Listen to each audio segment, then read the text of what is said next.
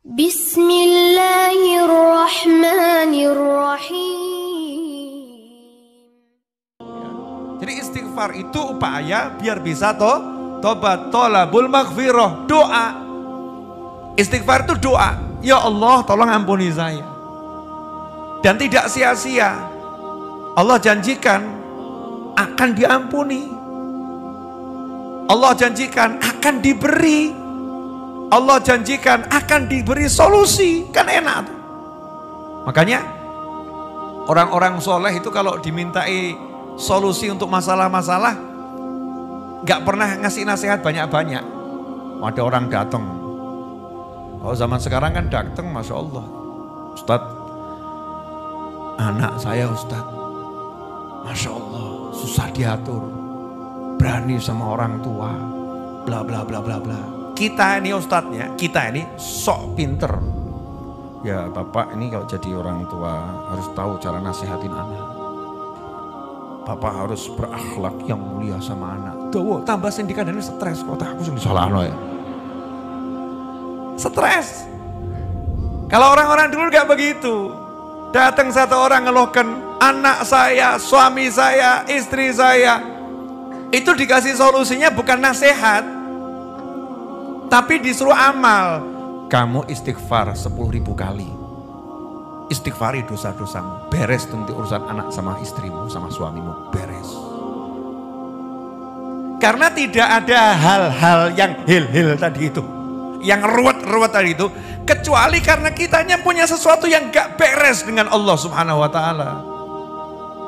Wujud kita sehebat apapun, kalau ada yang gak beres sama Allah Ta'ala, maka Allah akan mengingatkan kita lewat makhluk-makhluknya yang lain. Makanya dikatakan siapa ngalami yang gak enak itu kan menghapus dosa. Nah apa pengen toh dosanya dihapus pakai kejeduk tembok 200 kali. Na'udzubillah min dzalik. Apa ya pengen dosanya itu dihapus dengan diomeli istri tiap hari. Apa ya pengen dosanya dihapus dengan diperenguti suami setiap pagi. Kan yang gak enak. Kan ya enak toh pagi kok lihat suami mesem ya. Pulang kantor lihat istri kok nyiapkan teh sama senyum. Itu kan nikmatnya luar biasa. Ketemu anaknya apa? Ayah ngerangkul kan penak. Bukan anak dipanggil nak. Siapa kamu? Tak kenal, loro hati itu ya. Sakit ya, na'udzubillah min dzalik. Lah gimana caranya biar bisa seperti itu? Caranya jangan suka nyalahin orang lain. Jangan suka menyalahkan keadaan. Kadang-kadang itu Masya Allah, ini ekonomi ruwet, makanya rezeki saya seret. Orang-orang urusan nih, semut itu nggak pernah urusan sama ekonomi. Ada itu, dunia semut mengalami apa namanya, kegagalan sistem ekonomi, orang-orang nggak ada kan. Semut tuh hidup dimanapun kok bisa dapat rezeki. Betul atau betul? Mau awakmu kalah mbak semut. Kenapa kok kita nggak bisa jadi seperti semut? Sebetulnya bisa, semut taat kok, nggak ruwet. Taat sama Allah Ta'ala, semut gak pernah nyalah-nyalahin orang lain, gak pernah nyalahkan keadaan. Dia jalani kehidupan sesuai perintahnya Allah Ta'ala, ya hidupnya enak. Makanya kalau kita pengen selesai masalah kita apapun, jangan nyalahin orang, nyalahin sana, nyalahin sana, nyalahin sana, nyalahin keadaan. Enggak. Semua yang ada di sekitar kita ini Allah kasih untuk mengingatkan kita. Allah kasih untuk membersihkan kita. Allah kasih untuk naikkan derajat kita. Nah kalau kita pengen yang enak, ya gampang caranya. Biar kamu nggak ngalamin yang itu, maka bereskan dirimu sendiri, selesai. Makanya para wali itu sampai bisa tahu, wah ini kok kuda saya mogok nih ya. Kudanya mogok. Bukan cuma mobil, kuda mogok. Ada kuda itu apa? Nggak mau jalan tuh. Ngambek-ngambek ya, kuda ngambek ya. Istilahnya apa itu? Saya nggak punya kuda soalnya. Ya kudanya ngambek, disuruh jalan, nggak mau jalan gitu kan. Terus kalau jalan sama loncat-loncat, bedal-bedal, perangainya nggak jinak tiba-tiba. Itu para wali ngomong, saya tahu ini sebabnya karena apa? Karena tadi ada zikir saya yang belum saya baca, lupa belum kebaca. Jadi enggak nyalakan kudanya, kuda kamu kurang ajar, kok ngambek kamu ya. Enggak, langsung ngecek dirinya. Awakku ki sing salah apa? Apa yang salah? Oh, biasanya saya baca Yasin jam sekian. Ini Yasin belum saya baca. Oh, saya biasanya sedekah begini. Hari ini saya enggak sedekah. Jadi yang dipikir tuh itu orang-orang soleh. Lah kita ini sudah banyak salah, enggak mikir salah. Bojo ngamuk, wedok kayak ngono. As, julke. Ngaco gitu kan ya. Suaminya galak. Orang temperamen begitu. Tidak seperti Habib Novel, murah senyum. Wah, tambah ngamuk gitu ya. Banding-bandingkan gitu. Terus mulai mikir, ya miliknya orang lain dibegitukan. Naudzubillah min dzalik. Sebetulnya kan simple. Kenapa suamimu marah-marah? Jawabannya adalah karena kamu punya salah sama Allah Subhanahu wa ta'ala. Kenapa istrimu marah-marah? Jawabannya adalah karena kamu punya salah sama Allah Subhanahu wa ta'ala. Gimana caranya biar suami gak marah, istri gak marah, anak juga bisa diatur enak? Jawabannya jangan buat masalah sama Allah ta'ala. Selesai. Nah, masalahnya ini kita sama Allah buat masalah terus. Nah, yang kurang ajarnya sudah buat masalah, merasa gak bersalah kan yang dablek. Wongnya ya teko.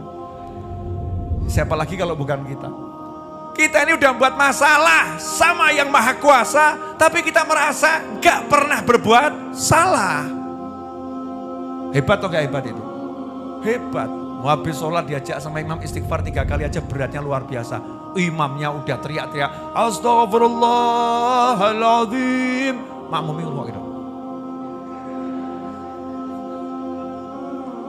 Lidahnya suruh niru aja kok beratnya luar biasa. Seharusnya kan lebih banter dari imamnya. Astagfirullahaladzim, astagfirullah. Takai imam, dungaren kok banter, dosaku akeh. Ya, semakin keras kan semakin mantep istighfarnya. Ini kadang enggak habis sholat diajak istighfar 3 kali aja tambah nanya, dalilnya mana? Istighfar 3 kali itu dalilnya dari mana itu habis sholat itu? Istighfar model begitu siapa yang ngajarin? Wah ini bid'ah, Masya Allah. Istighfar kok bid'ah. Wah, anehnya luar biasa. Jadi ikhwani rahimakumullah, jangan nyalahkan keadaan, jangan nyalahkan sekitar, cek diri sendiri. Mesti ada bagian kita ini yang butuh diistighfari. Coba hari ini sudah, mata kita ini tadi dari mulai pagi sampai malam ini kira-kira butuh diistighfar enggak matanya? Butuh ya? Ngaku alhamdulillah tuh ya sadar. Hati kita hati-hati, coba dicek. Ada enggak tadi iri, dengki yang enggak sengaja tiba-tiba muncul iri, dengki, ya, merasa benci, dendam, marah sama orang, ada enggak itu? Ya, mulut kita nih enggak sengaja ngobrol sama temen gitu ya. Kemudian ikut andil ghibah, ngerasani, gunjing orang. Bahkan jelek-jelekkan orang tanpa kita sadari. Tangan kita nih di handphone yang cilik tuh handphone tuh Masya Allah. Tapi kita nggak sadar ngirim pesan-pesan yang di situ ada hal-hal yang diharamkan sama Allah Subhanahu wa ta'ala. Yang bisnis, Masya Allah, jual barang di platform-platform online itu 100% asli, padahal ya gak asli. Masih seperti baru, padahal bekas. Ya masih seperti baru. Itu definisinya gimana masih seperti baru itu? Susah atau ya? Nah ini kadang kayak sumpah belum tahu nabrak, tapi ditabrak. Sumpah niatnya ini sumpahnya bohongin orang. Sumpah ini mobil ini belum pernah nabrak, betul tapi ditabrak. Kurang ajar atau enggak kurang ajar itu? Dustain orang gitu. Ini perlu diistighfari. Jadi kita kalau mau selesai masalah kita, gak usah ruwet-ruwet, duduk istighfar. Duduk istighfar.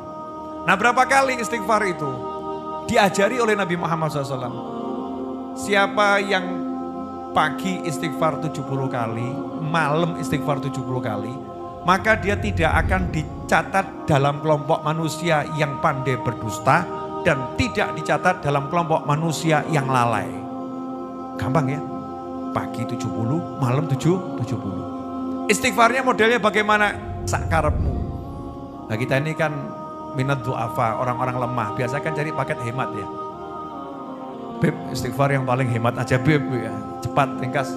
Nah istighfar yang paling cepat tolabul maghfirah itu ucapan astaghfirullah. Atau rabbighfirli. Atau Allahumma ghfirli. Itu ucapan istighfar. Jadi kalau kita bilang astagfirullah, astagfirullah, astagfirullah 70 kali. Pagi itu mulai dari pagi sampai maghrib.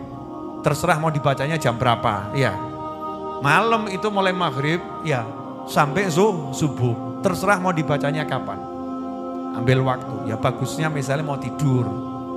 Mau tidur itu kan ya untuk, ya dari mulai maghrib sampai mau tidur itu kan ya dosanya banyak. Pagi sama sore, kan diakai lo ya HP. Pagi dibaca, sore dibaca, maghrib dibaca, itu kan sudah sore menerangkup maghrib, mau tidur dibaca 70 kali. Kalau itu kita lakukan istiqomah tiap hari, selesai masalah. Apalagi kita nambahin, sadar dosanya banyak. Niat, Habib, Yai, Ustadz, pokoknya tiap hari saya mau sholawat 1000 kali, istighfar 1000 kali, tahlil 1000 kali. Jos itu, luar biasa. Tekun saja. Praktekkan, gak usah banyak teori, nasihat A, nasihat B. Solusinya bagaimana? Solusinya itu Allah yang ngasih. Saya gak bisa ngasih. Gimana nasihat Habib? Aku rasa nasihati. Nasihat itu dari Allah dan Rasulnya. Makanya saya selalu ngomong tidak terima curhat. Betul ya? Betul kan? Karena saya gak bisa nasihati. Saya gak bisa ngasih solusi. Yang bisa ngasih solusi Allah Subhanahu wa ta'ala. Yang bisa nasihatin Allah Subhanahu wa ta'ala dan baginda Muhammad SAW. Dan sudah dinasehatin sama Allah dan Rasulullah SAW. Dan sudah dijanjikan solusinya, tinggal diamalkan. Jadi sebetulnya mudah atau susah? Mudah.